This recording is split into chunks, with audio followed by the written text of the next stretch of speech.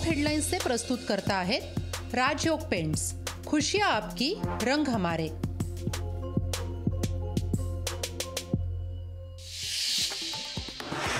अर्थमंत्री निर्मला सीतारमण यांनी सादर केला अंतरिम बजेट। 58 मिनिटांच्या भाषणात पहिली 20 मिनिटं सरकारी कामाचा लेखाजोगा, तर बजेटमध्ये कोणत्याही मोठ्या घोषणा नाहीत।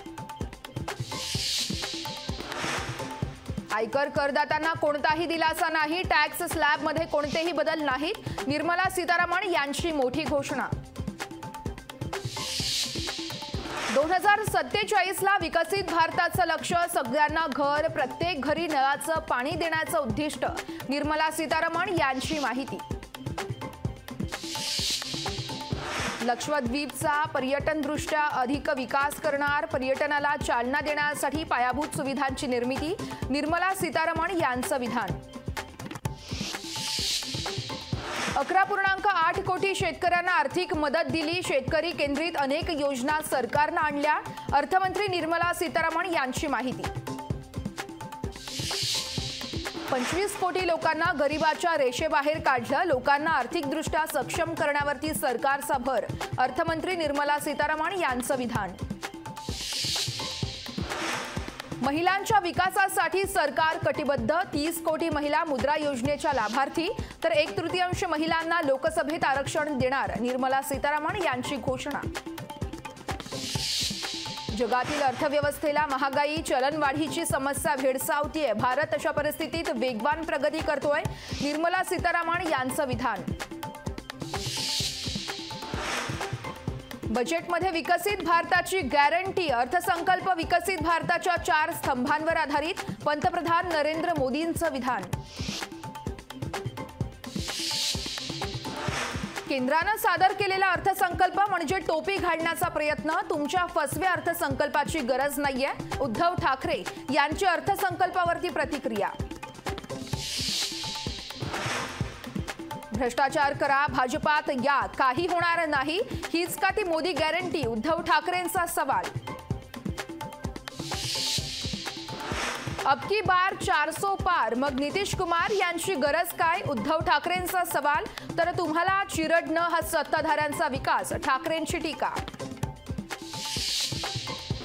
नरेंद्र मोदींची तुलना छत्रपती शिवरायांशी करणारे निर्बुद्ध, उद्धव ठाकरेंची गोविंदगिरी महाराजांवर टीका, तर राम हा तुमची खासगी प्रॉपर्टी नाहीये, ठाकरेंची टीका। आमदार रोहित पवार ईडी कार्यालयात दाखल, बारामती अॅग्रो कथित गैरव्यवहार प्रकरणी रोहित पवार यांची चौकशी सुरू। रोहित पवारांच्या ईडी चौकशी विरोधात शरद पवार गटाचं राज्यभर घंटानाद आंदोलन, रोहित पवारांच्या समर्थनार्थ कार्यकर्त्यांची घोषणाबाजी।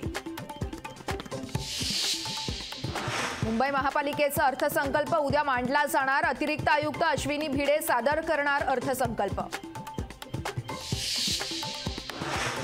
शिंदे गटात गेलेल्या माजी नगरसेवकांवरती पालिका मेहरबान, माजी नगरसेवकांच्या प्रभागांवरती पालिकेकडून निधीचा वर्षाव, तर विरोधी पक्षांचे नगरसेवक मात्र निधीपासून वंचित।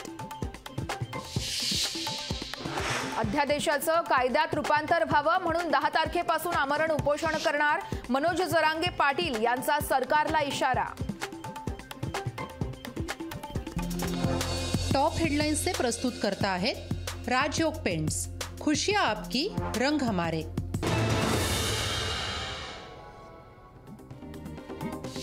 पीएम गतिशक्ती योजनेअंतर्गत रेल्वेचा विकास, 14,000 रेल्वे बोगी वंदे भारतच्या धर्तीवरती विकसित करणार, केंद्रीय अर्थमंत्री निर्मला सीतारमण यांची घोषणा। देशात मेडिकल कॉलेजेस वाढवण्यावरती भर, देशातील आरोग्य व्यवस्थेतील आता क्षेत्रातील पायाभूत सुविधांमध्ये वाढ, तर निर्मला सीतारमण यांचं विधान। सक्षम अंगणवाडी योजनेतून पोषण आहार पोहोचवला, आयुष्यमान भारत योजनेचा लाभ आशा वर्कर्सला देखील मिळणार, निर्मला सीतारमण यांची माहिती।